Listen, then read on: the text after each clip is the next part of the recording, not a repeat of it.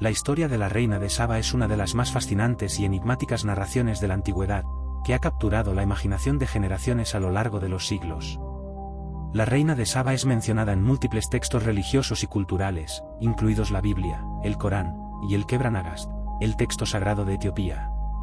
Su figura es envuelta en un manto de misterio, mezcla de leyenda y realidad, y su relato ha sido interpretado de diversas maneras en diferentes tradiciones. El encuentro entre esta reina y el rey Salomón es una historia llena de simbolismo, poder y espiritualidad, lo que la convierte en uno de los episodios más interesantes en la literatura sagrada. Según la Biblia, en el primer libro de Reyes y en el segundo libro de Crónicas, la reina de Saba viaja desde un lugar lejano, probablemente el reino de Saba, ubicado en lo que hoy es Yemen o Etiopía, para conocer al famoso rey Salomón, atraída por su renombre y su sabiduría.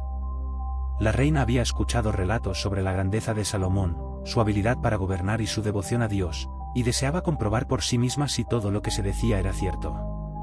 La Biblia describe su llegada como una misión de paz, cargada de regalos valiosos, como oro, especias y piedras preciosas, lo que subraya la importancia del encuentro entre estas dos figuras poderosas del mundo antiguo. El viaje de la reina de Saba no fue una travesía fácil ni breve.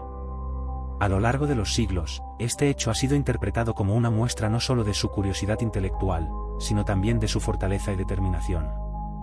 El viaje habría durado semanas, quizás meses, cruzando desiertos y terrenos inhóspitos, lo que refleja tanto la riqueza y los recursos de su reino como su deseo de obtener sabiduría y conocimiento del famoso rey Salomón.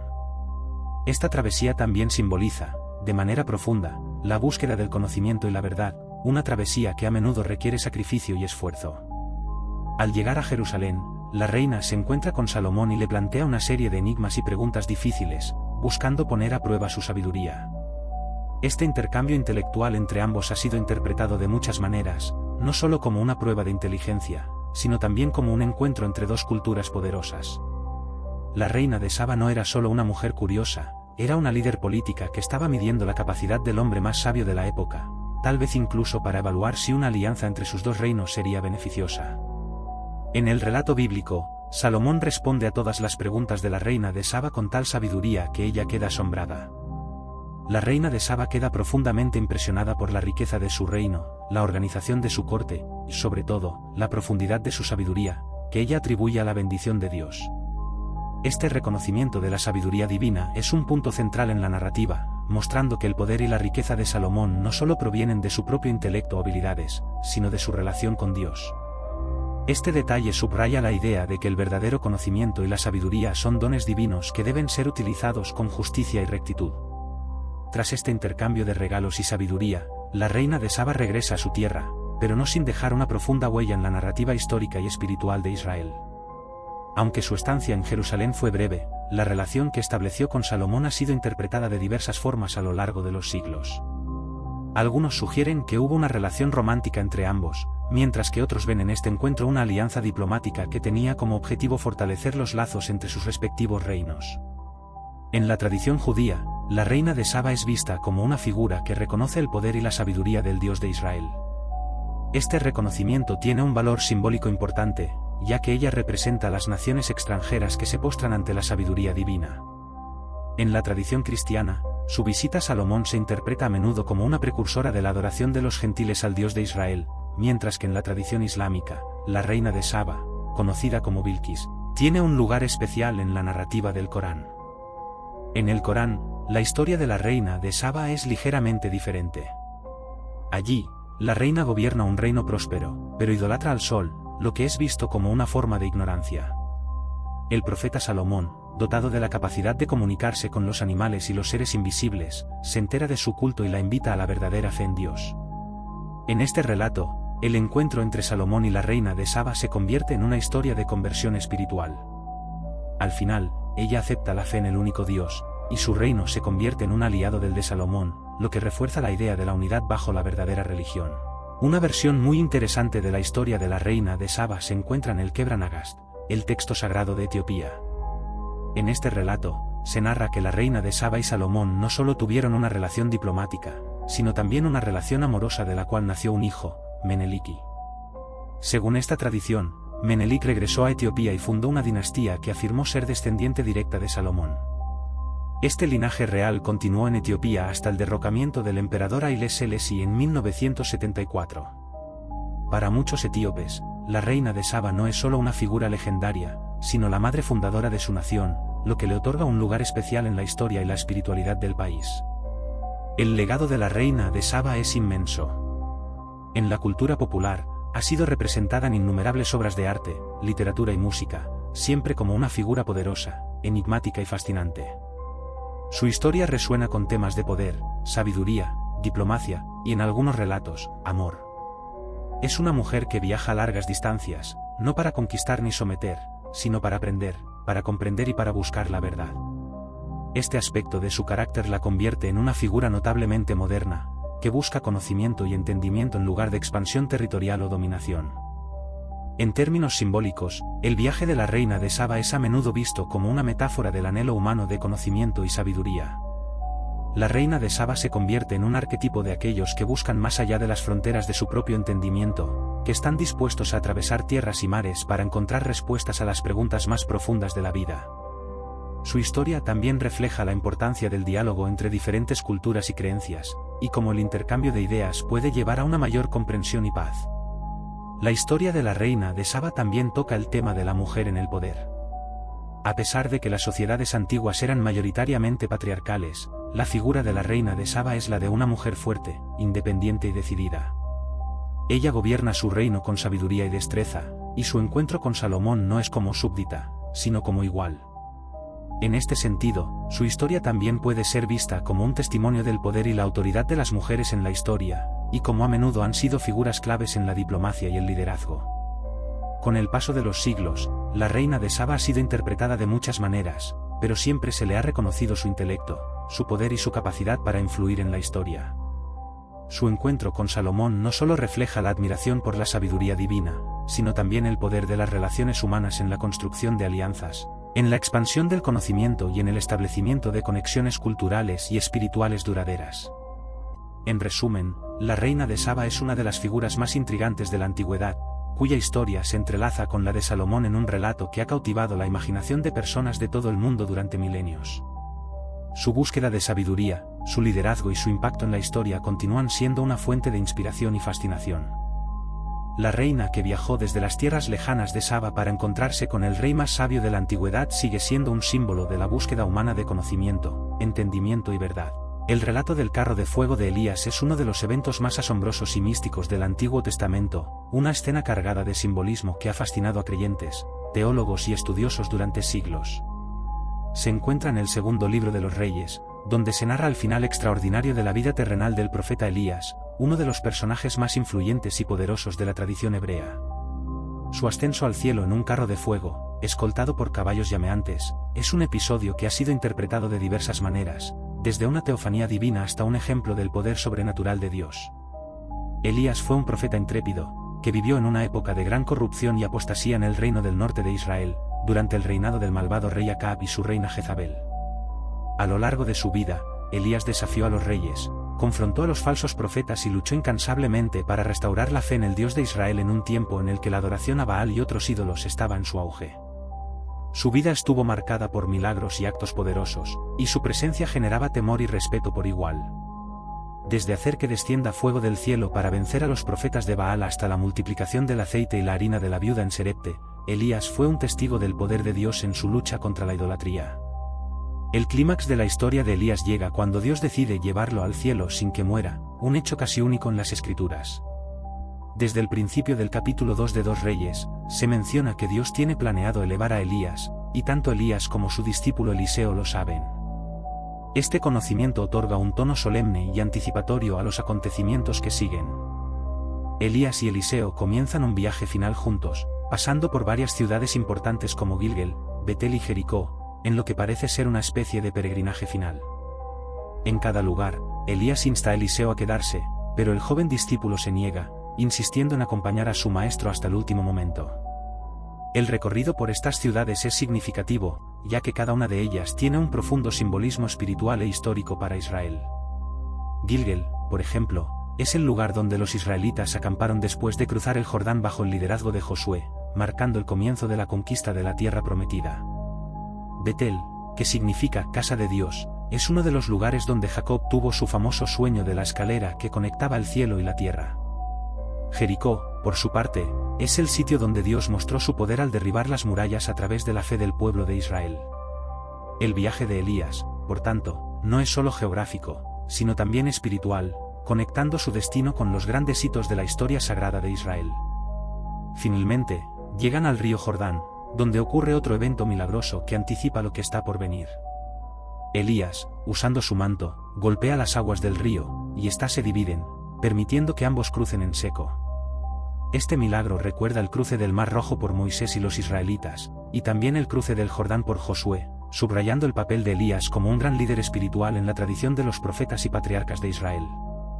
Una vez al otro lado, Elías pregunta a Eliseo qué es lo que quiere como herencia antes de que sea llevado al cielo. Eliseo pide una doble porción del espíritu de Elías, lo cual es una referencia a la herencia que recibía el primogénito en la cultura hebrea. Eliseo no pide riqueza ni poder, sino la capacidad espiritual para continuar el ministerio profético de Elías con aún mayor fuerza y efectividad. Elías responde que lo que ha pedido es difícil, pero le promete que si Eliseo lo ve cuando sea llevado, entonces su petición será concedida. Es en este momento que ocurre uno de los episodios más asombrosos de la Biblia. De repente, aparece un carro de fuego, tirado por caballos igualmente ardientes. El carro de fuego separa a Elías y Eliseo, y en un torbellino, Elías es llevado al cielo. Eliseo, asombrado y lleno de emoción, exclama: Padre mío, Padre mío. Carro de Israel y su gente de a caballo, una declaración que reconoce la importancia de Elías para la nación de Israel, no solo como un profeta, sino como un baluarte de la fe y la fuerza espiritual del pueblo. El carro de fuego es una imagen poderosa y rica en simbolismo. Representa la presencia divina y el poder de Dios que envuelve a Elías, llevándolo a la eternidad sin que experimente la muerte. El fuego en la Biblia es frecuentemente asociado con la manifestación de Dios, como en el caso de la zarza ardiente de Moisés o el fuego en el monte Sinaí. En este caso, el carro de fuego no solo es un vehículo de transporte celestial, sino una señal de la santidad y el favor divino hacia Elías. El torbellino, otro elemento presente en el relato, también tiene connotaciones espirituales, ya que el viento es a menudo una representación del Espíritu de Dios en las Escrituras. Elías es uno de los pocos personajes bíblicos, junto con Enoc, que no experimenta la muerte física, sino que es llevado directamente a la presencia de Dios. Este hecho ha llevado a muchas interpretaciones teológicas y especulaciones a lo largo de los siglos. En el judaísmo, Elías es visto como un profeta que no ha muerto y que, según la tradición, regresará antes del día del Señor para restaurar todas las cosas. Esta creencia está presente en la celebración del Pesaj, donde se deja una copa de vino y una silla vacía en la mesa para Elías, esperando su regreso como precursor del Mesías. En la tradición cristiana, Elías también tiene un papel especial. Se cree que en la transfiguración de Jesús en el Nuevo Testamento, cuando Jesús sube a la montaña con Pedro, Santiago y Juan, Elías aparece junto a Moisés para hablar con Jesús. Esto subraya la importancia de Elías como un profeta que trasciende el tiempo y que está íntimamente conectado con el plan de redención de Dios.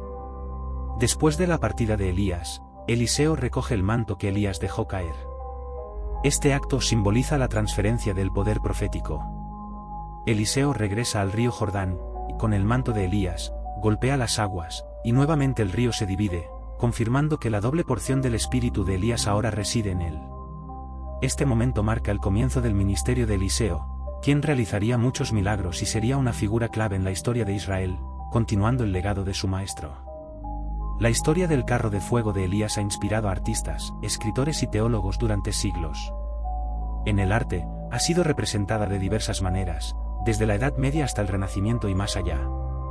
El carro y los caballos de fuego han sido pintados como símbolos del poder y la gloria de Dios, y la imagen de Elías siendo llevado al cielo sigue siendo una de las escenas más dramáticas y simbólicas de las Escrituras. Además, el relato del carro de fuego tiene un profundo significado espiritual para los creyentes. Representa la idea de que la muerte no es el final para aquellos que son fieles a Dios.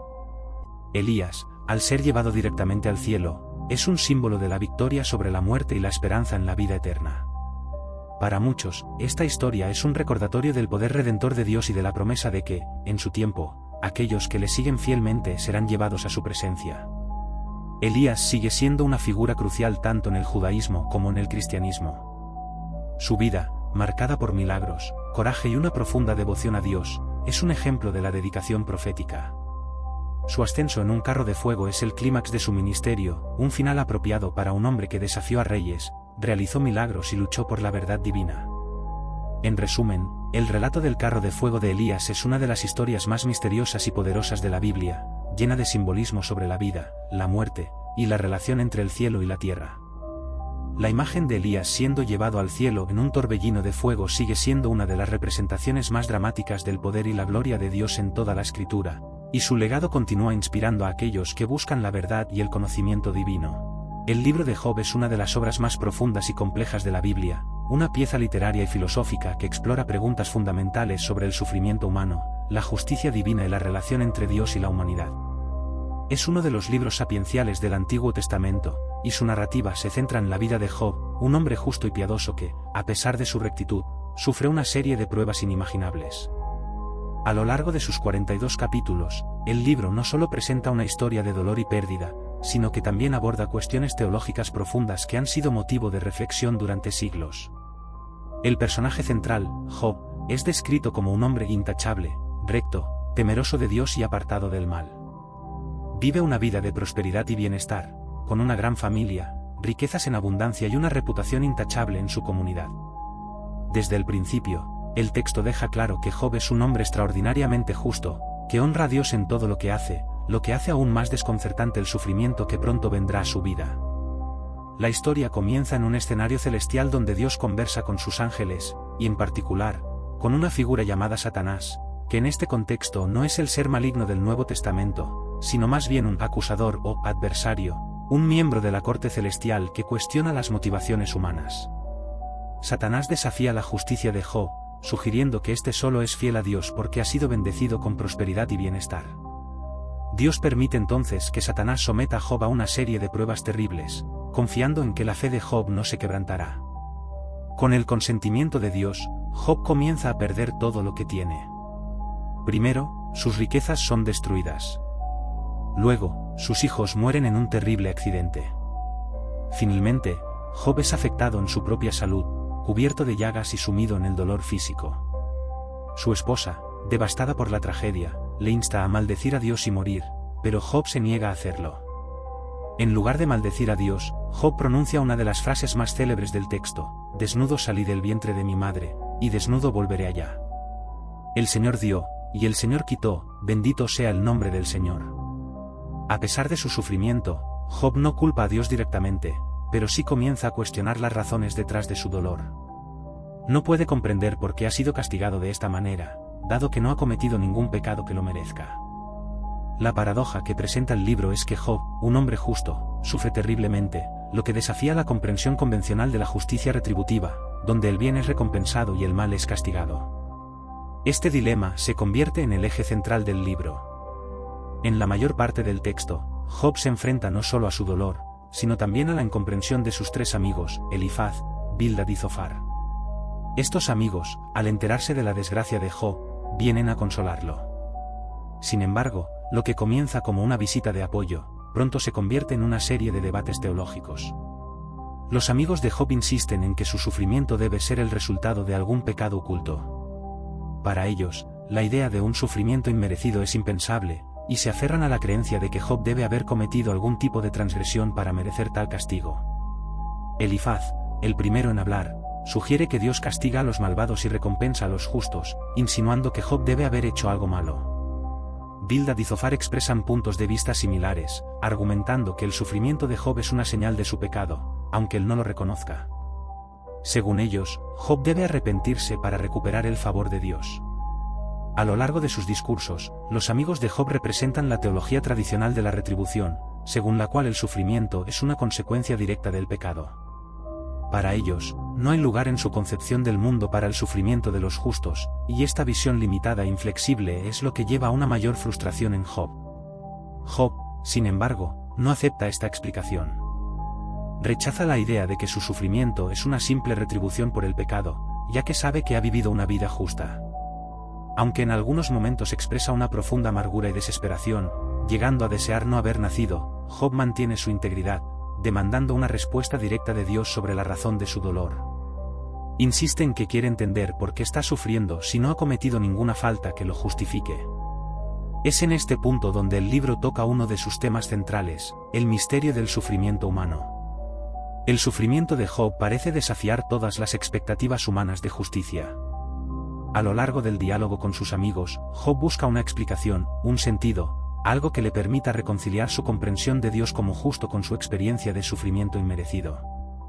Pero esta respuesta no llega de parte de sus amigos. El clímax del libro ocurre cuando, después de extensos discursos de Job y sus amigos, Dios finalmente responde. Sin embargo, la respuesta divina no es lo que Job, ni el lector, podrían esperar. Dios habla a Job desde un torbellino, con una serie de preguntas retóricas que destacan la vastedad y el misterio de la creación. En lugar de explicar por qué Job está sufriendo, Dios le recuerda su posición en el universo, subrayando la diferencia entre la sabiduría divina y la comprensión humana. Dios no da una explicación directa del sufrimiento de Job. En cambio, lo desafía a considerar la grandeza de la creación y la complejidad del mundo, cosas que están más allá de la comprensión humana. Al hablar sobre la creación de los cielos, los mares, los animales salvajes y criaturas míticas como el Leviatán y el Behemoth, Dios subraya que hay aspectos de la existencia que el ser humano no puede entender completamente. En esencia, la respuesta de Dios es que el mundo y su funcionamiento son más complejos de lo que Job y sus amigos pueden imaginar. Esta respuesta, aunque no resuelve el dilema del sufrimiento directamente, logra una transformación en Job. Ante la grandeza y el misterio de Dios, Job reconoce la limitación de su propia comprensión. Responde con humildad, diciendo, de oídas te había oído, mas ahora mis ojos te ven. Job no recibe una explicación sobre por qué ha sufrido, pero en su encuentro con Dios, encuentra paz al reconocer la grandeza y soberanía divina. Al final del libro, Dios reprende a los amigos de Job por no haber hablado correctamente acerca de él, mientras que Job es vindicado. Dios restituye a Job, devolviéndole el doble de lo que había perdido, riquezas, hijos e hijas, y una vida larga y próspera. Sin embargo, lo que hace que el final sea significativo no es solo la restauración material de Job, sino su transformación espiritual. A través de su sufrimiento y su encuentro con Dios, Job ha alcanzado una comprensión más profunda y humilde del misterio divino. El libro de Job es, en última instancia, una exploración de las limitaciones humanas frente a la justicia divina y el misterio del sufrimiento. Es un libro que desafía la simple teología retributiva y nos invita a considerar la complejidad de la vida y la divinidad. Aunque Job nunca recibe una respuesta directa sobre el porqué de su sufrimiento, su historia sigue siendo una fuente de consuelo para aquellos que se enfrentan a preguntas similares sobre el dolor y la injusticia en el mundo. Este relato también ha sido interpretado en diversas tradiciones religiosas y filosóficas a lo largo de los siglos. En el judaísmo, se reconoce el valor de la integridad de Job frente a las pruebas. En el cristianismo, algunos ven en Job una prefiguración del sufrimiento de Cristo, el justo que sufre injustamente pero es finalmente vindicado. Incluso fuera del ámbito religioso, filósofos como Kierkegaard o Carl Jung han reflexionado sobre el libro como una meditación sobre la condición humana y la fe en medio del sufrimiento. En resumen, el libro de Job es una obra monumental que aborda uno de los problemas más profundos de la existencia, el sufrimiento inmerecido. Con su narrativa poética y filosófica, nos recuerda que, aunque no siempre podemos comprender el propósito de nuestras pruebas, podemos encontrar consuelo en la grandeza de Dios y en la fe de que, incluso en medio del dolor, no estamos abandonados. Las visiones de Daniel son uno de los aspectos más fascinantes y enigmáticos del Antiguo Testamento. Se encuentran principalmente en la segunda mitad del libro de Daniel, y están repletas de imágenes simbólicas que han desconcertado e inspirado a lectores y estudiosos durante siglos. Estas visiones abordan el futuro, los reinos de la tierra, la lucha cósmica entre el bien y el mal, y el destino final del pueblo de Dios. Daniel, un profeta y exiliado judío en Babilonia, es escogido por Dios para recibir estas visiones. Lo que le es revelado va mucho más allá de su propio tiempo y abarca una panorámica histórica y escatológica de eventos que parecen estar destinados a marcar el curso de la humanidad. El libro de Daniel es una obra compuesta por dos partes claramente diferenciadas. Los primeros 6 capítulos narran historias sobre la vida de Daniel y sus amigos en la corte babilónica, con episodios como el horno de fuego o la interpretación de sueños del rey Nabucodonosor. Pero es en los capítulos 7 al 12 donde encontramos las visiones apocalípticas que han sido objeto de especulación, interpretación y debate durante generaciones. La primera visión, descrita en el capítulo 7, ocurre en el primer año del reinado de Belsasar, rey de Babilonia. Daniel, dormido, Tiene una visión que comienza con el surgimiento de 4 grandes bestias del mar. Cada una de estas criaturas simboliza un reino terrestre, y aunque sus descripciones son extrañas y perturbadoras, reflejan el poder y la brutalidad de estos imperios que se alzarán a lo largo de la historia. La primera bestia tiene el aspecto de un león con alas de águila, pero luego sus alas son arrancadas y se la levanta para que camine como un hombre, sugiriendo una transformación o un debilitamiento. La segunda bestia es un oso, que lleva 3 costillas en su boca, indicando quizás la conquista de 3 reinos o naciones. La tercera bestia es un leopardo con 4 alas y 4 cabezas, lo que denota su rapidez y alcance, y la última es una bestia aterradora, diferente de todas las demás, con 10 cuernos y dientes de hierro que destrozan todo a su paso. La interpretación común de esta visión es que estas bestias representan 4 grandes imperios, Babilonia, Medo-Persia, Grecia y Roma, aunque esta interpretación ha sido objeto de discusión y debate a lo largo de los siglos. Lo que es claro es que estas bestias encarnan la corrupción, el poder tiránico y la naturaleza transitoria de los reinos humanos. El simbolismo de las bestias se profundiza cuando, en medio de sus descripciones, aparece una figura clave en la visión de Daniel, el Anciano de Días. El Anciano de Días es una imagen majestuosa que representa a Dios como juez supremo del universo. Sentado en un trono de fuego, con cabello blanco como la lana y miles de seres sirviéndole, esta visión subraya la soberanía y justicia de Dios en contraste con la brutalidad de los imperios terrenales. En el juicio divino que sigue, la cuarta bestia es destruida y se le quita el poder a las otras bestias. A continuación, aparece una figura aún más enigmática, uno como hijo de hombre, que llega sobre las nubes del cielo y recibe dominio eterno sobre todos los pueblos y naciones. Este hijo de hombre ha sido interpretado por los cristianos como una referencia a Jesucristo, particularmente debido a la forma en que Jesús se autodenomina Hijo del Hombre en los Evangelios. Sin embargo, en el contexto judío, la figura puede haber sido vista como un agente mesiánico o incluso como un símbolo del pueblo de Israel. En cualquier caso, su aparición indica el fin del dominio de los reinos malvados y la instauración de un reino divino eterno.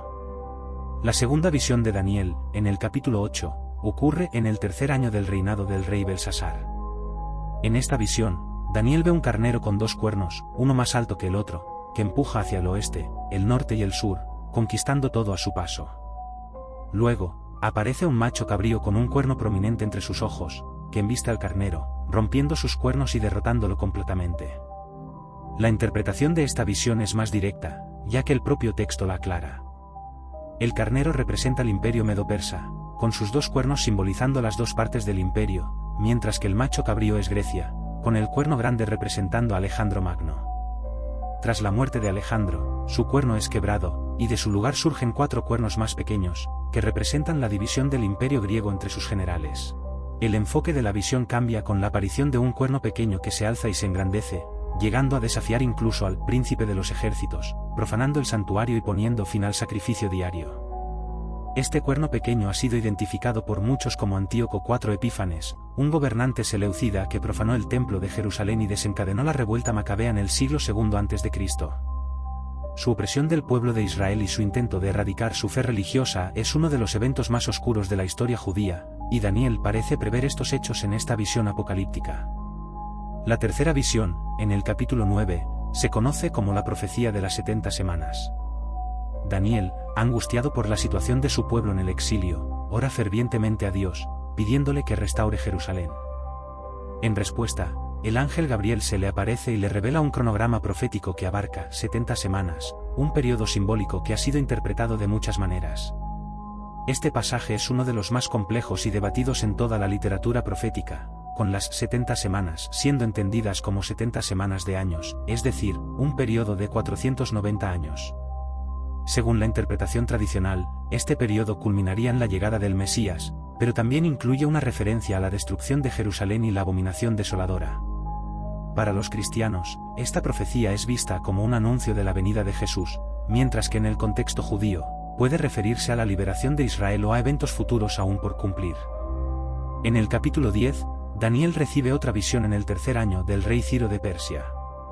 Esta vez, ve una figura celestial, descrita con términos que subrayan su majestad y poder, vestida de lino, con un cinturón de oro puro, y un rostro que resplandece como relámpago. Esta visión asombra y aterra a Daniel, quien cae al suelo, sintiendo el peso de la presencia divina. la figura celestial le revela que ha estado luchando contra el príncipe de Persia y que después tendrá que enfrentarse al príncipe de Grecia, sugiriendo una batalla cósmica que trasciende la realidad física y se desarrolla en el ámbito espiritual. A continuación, se le da a Daniel una visión detallada de conflictos futuros, que abarca guerras entre los reyes del norte y del sur, y el surgimiento de un rey vil que hará grandes estragos. Esta descripción parece hacer referencia nuevamente a Antíoco IV Epífanes y su tiranía sobre el pueblo judío. La visión finaliza con una referencia al fin de los tiempos, cuando un tiempo de angustia sin precedentes caerá sobre el mundo, pero aquellos cuyos nombres están escritos en el libro de la vida serán rescatados. Finalmente, en el capítulo 12, la visión de Daniel culmina con una resurrección final y la promesa de la vida eterna para los justos. Este capítulo es uno de los pocos en el Antiguo Testamento que menciona explícitamente una resurrección corporal, y ha sido interpretado como una de las primeras expresiones de la esperanza judía en una vida después de la muerte. El ángel le dice a Daniel que el conocimiento de estas profecías será sellado hasta el tiempo del fin, lo que ha llevado a muchos a interpretar que estas visiones tienen una relevancia continua, no solo para el pasado de Israel, sino también para el futuro del mundo. La promesa de que muchos de los que duermen en el polvo de la tierra despertarán, unos para vida eterna y otros para vergüenza perpetua, ha resonado profundamente en la teología tanto judía como cristiana, siendo vista como una referencia clara al juicio final y al destino eterno de la humanidad. El libro de Daniel y sus visiones han sido fuente de interminable especulación apocalíptica y escatológica. En el cristianismo, especialmente en tradiciones como el adventismo y algunas ramas del protestantismo, las visiones de Daniel han sido vinculadas con las profecías del Apocalipsis de Juan, formando un cuadro profético que abarca desde los imperios antiguos hasta el fin de los tiempos. En la tradición judía, estas visiones han sido vistas como una advertencia y una promesa de que, a pesar de la opresión y el sufrimiento, el reino de Dios prevalecerá. Las visiones de Daniel no son solo predicciones de eventos futuros, sino también una reflexión sobre el poder divino frente a la fragilidad y la maldad de los reinos humanos.